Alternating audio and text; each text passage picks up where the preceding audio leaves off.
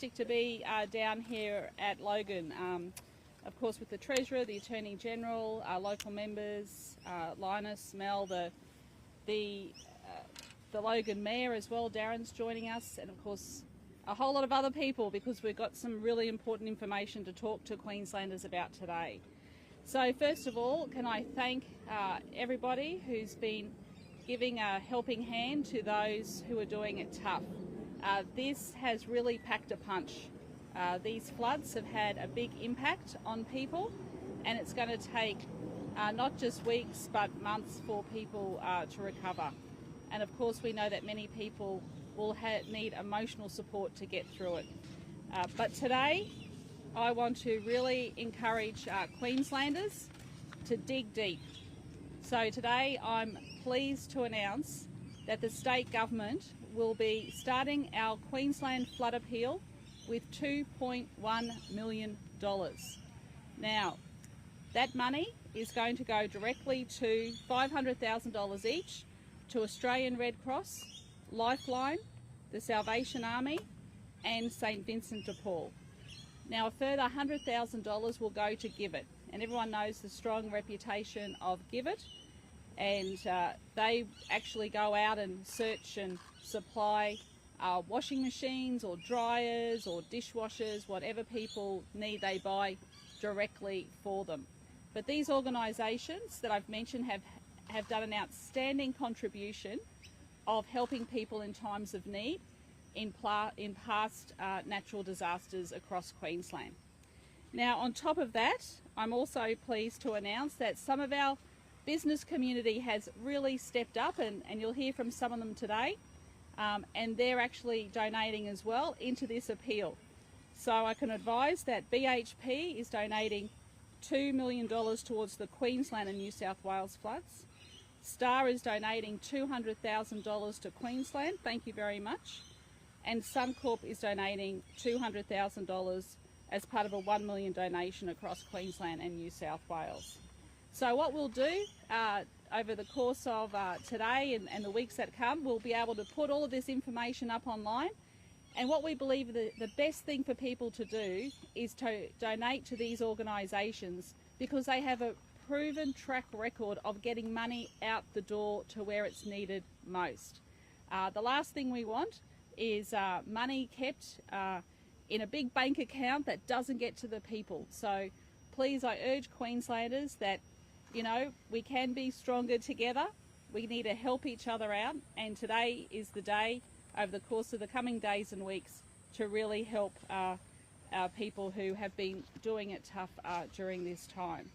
So look, what I might do first is I might get the organisations to come forward and just say a few words, and some of the business community, and then we'll give our regular update. So I just think this is just so important to Queenslanders. I really want you to hear first about how these organisations are really going to be helping Queenslanders. So we might ask the Red Cross to come forward first. Thank you very much, Colin. Thank you very much, Premier, and thank you for this opportunity. So since we started this event, we've been working in the evacuation centres and supporting the Queensland government in the recovery centres and visiting people in the homes. And obviously missing persons as well is a big part of the work that we are doing at the moment. This injection by the Queensland government is greatly appreciated. Thank you for your generosity. This goes towards the appeal and to make sure that we can support Queenslanders over the next couple of months and couple of years, because this is going to be a long time for the recovery efforts in Queensland. The work, the psychosocial support, the emotional toll on communities, we still have people in evacuation centres. We still have people coming to the recovery centres through Department of Communities, and we're still visiting people in the homes. And the need is going to be long-term, and we're asking people to support us and support the Queensland government in this initiative. Thank you, Premier. Thank you. We've got, is it Patricia from St Vincent de Paul? Thank you. Thank you. I'd like to personally thank Anastasia for having today and these donations. Honestly, they do help us from the ground up. We're there for the long haul. We look after these people, we give them food, we give them accommodation, we talk to them, we give them the time of day, help them when they're stressed, you know, help them when they lose hope. And for us to have those funds because it's not just a small area, it's a large area, and it's just, oh, I'm so thankful, totally. Thank you very much. Now we've got Simon, is it, from Salvation Army? Thank you very much. Just wanted to firstly say thank you to the Premier and the Government for the support shown not only to the Salvation Army, to all the services here. And I think one of the strengths of what we do in this state is we work together, and the services represented here behind me and others that aren't here, we work together to bring good outcomes for this state. So thank you so much for the support. The Salvos have been out there in the field at the evacuation centres, since mid last week. The week before, so the last 10 days out there supporting, and now we're moving to the recovery phase. So we'll be there as long as it takes. We've got volunteers and staff and officers out in the field providing the support, and we will be there providing hope where it's needed most for as long as it takes. Thank you very much. Lifeline, is it Luke? Thanks, Luke. Thank you, Premier. This incredibly generous donation will enable Lifeline Queensland to be able to continue providing psychological support to Queenslanders and communities that are impacted by the natural disasters. And the emotional toll that natural disasters have on individuals and communities is really significant. So early intervention is the absolute key to being able to provide psychological and emotional support. And through our community recovery efforts and through our 13, 11, 14, we will continue to be able to provide support from a psychological and an emotional perspective to Queenslanders over the course of however long it may take. Thank you very much. GIVIT, Sarah? Thank you very much, Premier. On behalf of GIVIT and the communities we are helping, a huge thank you for this incredible, generous donation. At this time, we know Queenslanders are incredibly generous, but we do ask for people to please do not bring donations into affected areas. Unwanted donations can actually hinder recovery efforts, so we're asking people to pledge their donations online to GIVIT, and we'll make sure your generosity gets to where it needs to go. Thank you so much. Thank you. Suncorp, Kath, and then Matt.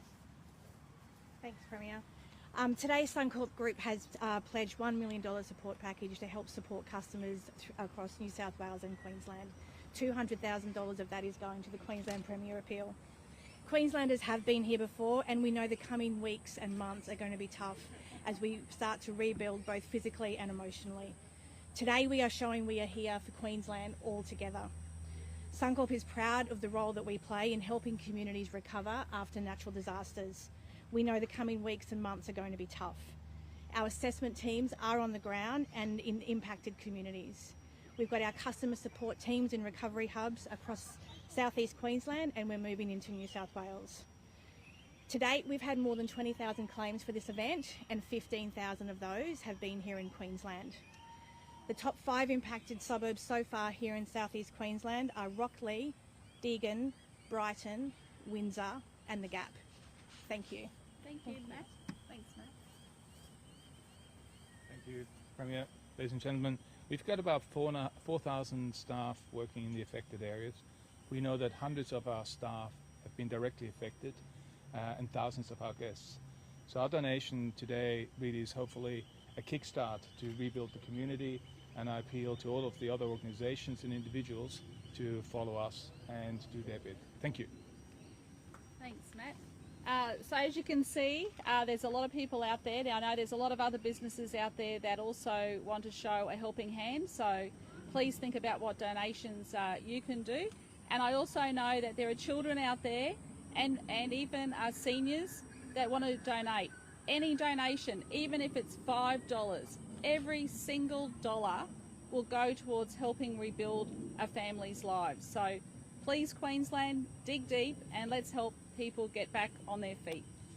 Okay, we might just move on now to a bit more about community recovery. So we have 13 community recovery hubs that are now operating across the impacted areas, and that also includes now a new one opening right here in Logan today at the Kingston East Neighbourhood Centre. There's 2 others in Logan around the area, Beenleigh, and a pop-up hub at Caddy's Community Centre. And of course these are the areas that have been hardest hit. Can I also stress to people that they can come into these community centres and find out the hardship grants that they can access, and we've got our friendly community recovery staff available to help. And can I just say, this is a huge team effort from all levels of government, local, state and federal. And over the next couple of days, I'll also be in the position, after discussions with the Prime Minister, to announce our recovery coordinator. So that'll be in the next couple of days. So far, we've had 26,686 grant applications have been received. 9,643 payments have been made of more than $4.2 million, benefiting around 23,000. And we've had more than 10,000 calls received to our community recovery hotline. So that can just give you an indication about how people are impacted. In relation to schools tomorrow, I've been advised by Minister Grace that from the state schools, there's less than a dozen schools that won't be open, so she'll be putting that final list up on the website later today, and we'll be getting some information from the private schools as well, so people can have that information. Also too, our Energex people are working around the clock, and we have now only 3,000 customers without power, so that's been a huge mammoth effort as well. So look, I might just hand over to the Police Commissioner to say a few words, and then Commissioner Leach, and then we'll hear from our local members. Thank you. Thank you. Thank you, Premier, and good morning, everyone. Sadly, overnight, we've had another death that has been added to that list of people that have passed away during this event. That is now stands at 11. Body of a 42-year-old woman was found in floodwaters at Mudgee Bar yesterday morning. It is believed that her vehicle was swept away a week ago and only discovered sadly yesterday as the water started receding. Our Operation Uniform Nash continues, which has been extraordinarily successful, deploying an extraordinary amount of police in those vulnerable areas where people still have not returned home or to their businesses. And overnight, sadly, there are 6 incidents that we're investigating that are of concern, but I can assure you that our investigators, we will be pursuing every one of those. I want everyone to just be careful on the roads this afternoon as storms come through. It is still quite saturated and we will expect flash flooding, so please be patient, please keep off flooded waters. All of these deaths as a result of going into flooded waters. Some definitely unintentional, but certainly some people making really, really poor decisions.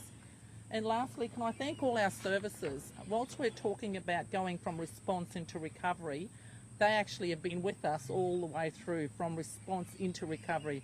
Do an amazing job with all the agencies in Queensland at all levels of government too. All of you, a sincere thank you for making our job a lot easier and to responding to Queenslanders. Thank you. Thank you. Commissioner Leach? Good morning.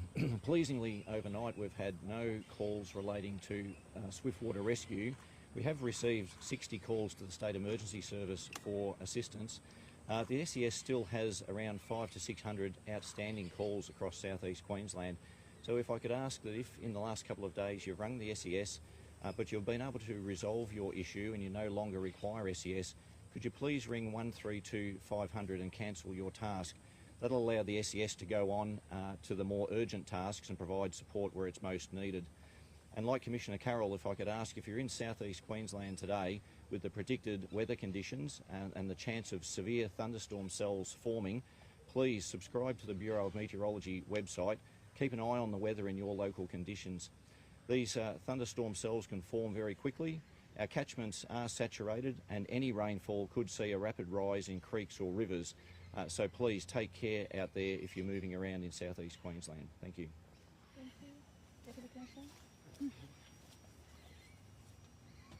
Good morning. As both the Premier and the Commissioner have indicated, we are transitioning from our response phase into recovery, but I can report that we still have, as of today, 140 people in our evacuation centres.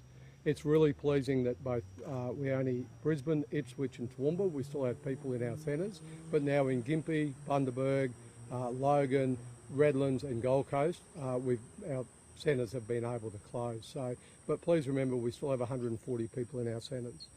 We currently have 435 ADF deployed, assisting with the flood cleanup across Ipswich, Lockyer Valley, Gympie, Brisbane and Somerset. And the ADF are currently in Logan undertaking planning so they can commence here on Monday and Tuesday to assist with the clean-up effort in Logan and some areas in Redlands. And we also have a clean-up effort going over on our Moreton Bay Islands. So we've had a lot of flood debris and pontoons and wash up on the beaches over there, so that's occurring today. We still have some resupply efforts occurring in both Ipswich and Gympie, so we still have some isolated communities there. And they're being looked after, but it's expected that the roads to those communities will open as of Monday, so those resupply efforts will also slow down. Can I just, like the Commissioner, also acknowledge the fantastic coordination and support across all the government agencies, our non-government agencies and our volunteer organisation. We've seen right from the beginning of this event the support that's been given to those people in our evacuation centres in supporting with resupply, community members moving pharmaceutical drugs into the most needed people in our community. So could I just acknowledge that work and thank you very much. Thank you. Treasurer?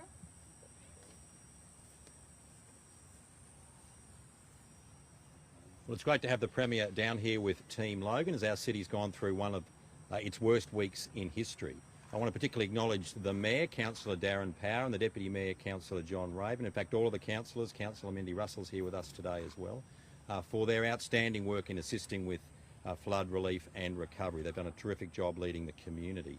I also want to acknowledge my colleagues, members of Parliament from Logan like Shannon Fenneman, Linus Power, Mel McMahon. Linus and Shannon in particular have been a tower of strength for their community. They have felt the brunt of this flood, as all of our communities have, and they've been really outstanding leaders at a difficult time. I want to acknowledge our community organisations like the Kingston East Neighbourhood Centre, Kim and her team. Across the city, those community organisations have done so much to help people who are really hurting at this time. And I want to thank the generosity of all of these Queensland companies, some great Queensland institutions as well in the relief and recovery and community services space. They are working so hard to help Logan recover. This is the Queensland paradox. The reason we are so good, so helpful and so kind to our friends, neighbours and our community is because we face these natural disasters so often. But we don't live in an ideal world. An ideal world would mean we wouldn't have any natural disasters, and that's not the case. It's not the case for Queensland in 2022, as we have seen through the pandemic and the natural disaster. So we will do what we always do well here in Logan and across Queensland. We'll roll up our sleeves, we'll get on with the job, we'll help our friends, family, neighbourhoods and communities, and we will ensure that our city of Logan and the state of Queensland goes from strength to strength now every day that follows from today. Shannon, and then we'll hear from the Mayor. Thank you, Premier. Wonderful to have you down at really the heart of our community here at Kingston East Neighbourhood Centre. It has been devastating and heartbreaking for so many families right across Logan who have gone through one of the worst floods we have ever seen here. And so many of our families don't have insurance. They have lost almost everything. But what I love about this city is how generous people have been. Organisations, small businesses, individuals who themselves have been impacted have been dropping off food, cleaning equipment, you name it, to try and support their neighbours. And that's what the spirit of Logan is all about, and that has been on full display in the last week. And I just want to thank everyone, our community organisations, our services. We've all been working so hard to support each other, and that's what's so wonderful about Logan. I had a woman whose home was flooded, Kiri, and she came into my office with homemade quilts from her mother's sewing group for other families. That's what we've seen in the last week, and the Community Recovery Centre here really will be such a support to so many families. So I really encourage any of our families to come down here. There are so many friendly people ready to help. We're all with you. Thank you, Mayor. Thank you, Premier. Just a quick update. Logan City has lost around about 90 homes and about 50 businesses have been inundated. We had a huge issue with power supply. We had over 6,000 homes. We're down to about 7 or 8, some of those with significant problems with the power lines under the water. Logan dodged a bullet. Had it not stopped raining on Sunday night, it would have been a lot worse than what it is. I just want to acknowledge the Premier and the state government, what a wonderful job they've done. But also I've got to acknowledge the role of Logan City Council and the officers. They have worked tirelessly. They're actually out there now clearing roads. And our disaster management group worked 12-hour shifts, 24 hours a day, and they've done a marvellous job. Thank you.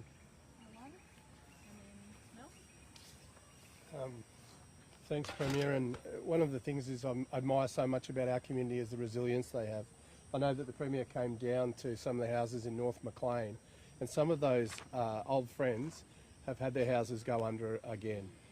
So this isn't a short-term thing. We'll need to be there to support them over the long term because they got flooded in 2017, they're flooded again. It's going to be tough for them in the long term. So one story I wanted to relay was a rental family that were foster parents, and they've lost their home because it's been damaged beyond repair. And fantastic work from Shannon, who actually got accommodation for them and got them accessible. But it's going to be a long journey for them to get safe and secure accommodation. I also wanted to thank people like the Logan West SES, the SES in general. I think Energex has done an absolutely fantastic job. I don't think people understand the number of houses that are out and the difficulties they had with mud. But also our police inquiries. This isn't just a job for them, it's a real calling. They love what they do and they want to help people in times of need. So the big message is that, and also I want to thank Council and Darren because we've all worked together. The big message though that this is a resilient fighting community that keeps battling, but it's going to be a tough journey once the people have gone and the waters are receded, and they've still got a big job ahead of them. Thank you very much, and good morning, Premier, and thank you very much for being here today. For my community in Beenleigh and surrounds, it's been a pretty tough week. It's been 5 years since we had flooding of this level, and in some cases it was worse than what we had in 2017. Now, my community sits in between where two rivers meet. So when the Albert and the Logan rivers flood, my community really does feel that effect of it. But what I also know is that my community knows how to come together when the chips are down, and the work that I have seen in our community, everyone pitching in, getting together over the last couple of days has been fantastic. Thank you very much to all of our state government services, police, QFES, SES, everyone being out there. We're out there with QBuild doing the assessment the other day, and everyone is working together. Thank you also very much for the council and for the announcement today, Premier. I know my community is going to rely on this quite heavily. All the organisations here today are present in my community, and I know that they're going to reach out and do wonderful things in my community, so thank you. Mick, do you want to do power quickly? Thanks. Thanks, Premier. Well, as you can see, I've been out with our Energex crews around Logan this morning, and it has been a huge effort. 180,000 homes across southeast Queensland were without power. We're now down to 3,200, and here in the Logan community, that number is as low as 7 this morning, 9 in Gympie, 3,004 still in Brisbane, but we are still on track to return supply to all homes by close of business today. I'd like to join with the Premier, the Mayor and others and just thank the cooperation of all of those services and our publicly owned Energex crews, and acknowledge the crews that have flown in from Cairns, Townsville, Mackay and Rocky to support this community. We're looking forward to having the power on as soon as possible. Thanks, Mick. And if I can just urge South East Queenslanders to listen to the Bureau today, because they'll be giving updated weather information throughout the course of the day. Happy to take some quick questions.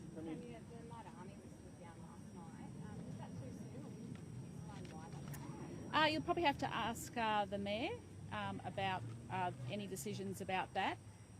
But, you know, there's been a huge effort, and communities are still continuing to help one another out. And can I also add a big thank you to the Army, who's also come in full force. So it's we've got our recovery coordinator will be hitting the ground early this week, and they'll be going out to different communities. My whole cabinet, we meet tomorrow, and of course we'll get an update across all of the agencies tomorrow, and then we'll be deploying all of the ministers across the flood impacted areas as well. Premier, do you have an updated figures of how many houses have been made uninhabitable? How much infrastructure we've lost? We'll get all that tomorrow at our cabinet meeting. As you can appreciate, there's a lot of effort going out. I know the Deputy Premier's reconstruction agency, they're out now and they do those damage assessments, but they actually physically have to go out and site as well to work out whether it's low, moderate or severe damage. Is anyone from the government involved in discussions in standing down the Mud Army? Like Not to my knowledge. Do you think we could have got an extra half day's work in before the weather came? Look, you'll have to ask the Mayor that with all due respect. I'm quite sure he's got his own reasons for that. And look, can I just also mention too that all the councils have really cooperated with the state government as well over this whole period of time. And as I said, our Queensland Disaster Management Group also involves all of the mayors. Can you explain what the state disaster coordinator, what work they're going to be doing? I'll go through all of that when I appoint the person. As you can appreciate, I have to speak with the Prime Minister. We're in those final negotiations, and I would like to brief my cabinet first. I mean, it's become evident this weekend how badly damaged community sporting infrastructure has been. Yep. Is there any sort of assistance? Yeah, there are, of course. There's grants available to sporting organisations. I can remember very clearly after the Bundaberg floods, there was a huge assistance program which was put into fixing up ovals and sporting clubs. That happens across the state, so we'll be going through all of that tomorrow as well. Were you a little surprised, Premier, though, that the Mud Army was put down? There's still a lot of cleaning. Look, I only heard about that late last night from a text from one of my ministers. You'll have to ask the council. Premier, the council suggesting that the state should be playing a bigger role in cleaning up Morden Island with all the junk that's washed down the river. Is there any plans to clean that up? With all the debris and everything. Yeah. I think I mentioned the other day that my advice was that the Navy was also sending in 2 vessels. I think they were coming here early this week to actually do a bit of a survey about that. But look, there's a lot of impacts, of course, in our waterways, in Moreton Bay. All of our coastal beaches have been impacted as well. So look, everyone, please make sure that if there are signs about not going swimming, don't. And also to please keep out of floodwaters as well. So as we can see, tragically, as the Police Commissioner gets up every day and talks to us, tragically people have lost their lives going through floodwaters.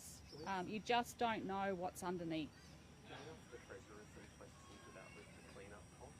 You sure can, but he'll be giving us the update tomorrow at Cabinet. Maybe he'll give us some details. I don't think he will. He might give you a little bit, Jack. Has there been any early estimates yet on how much that cost is going to be across the government, and what impact is that going to have on the budget as well? I'll be giving you an update after Cabinet tomorrow, Jack. No, we're doing some work on that now, and I will. Obviously, it's a very significant event. It's a rain bomb that dropped on Queensland and the southeast about a week ago, and for an event that lasted just 3 days, it's going to have a big impact on our economy and on our budget. But I'll be giving an update on that when we finish our work today. Can you just explain, just so Queenslanders can understand, what type of expenses will that be? Will it be on roads? Will it be on certain types of infrastructure? What type of things will money need to be spent on? It'll be all of those. It'll be state infrastructure, roads, rail lines that have been impacted, state infrastructure like schools, so hard infrastructure. There may be some hospitals that have had some damage to them as well, so all of the state infrastructure. Infrastructure impacts on councils as well. Of course, council roads have been really badly hit down here in Logan, bridges, those sorts of impacts. They'll all be taken into account, and then there's the service cost to support community organisations responding, state government agencies, and also recovery costs for families and individuals. So we're working on that tally at the moment, but it'll be a big cost for an event that really just lasted 3 days, and the consequences will run for some weeks now. And is there any indication, because we've already asked, I think, 250 million or so from the Commonwealth on that first package, is there any other indications of how much more money you're going to need from the events? We'll work that out, but we have a very strong funding model, a funding system with the federal government through our natural disaster relief and recovery funding arrangements, and so the federal government will be supporting the state generally to the tune of 50% on some of those costs, but not all of them. All right, thank you.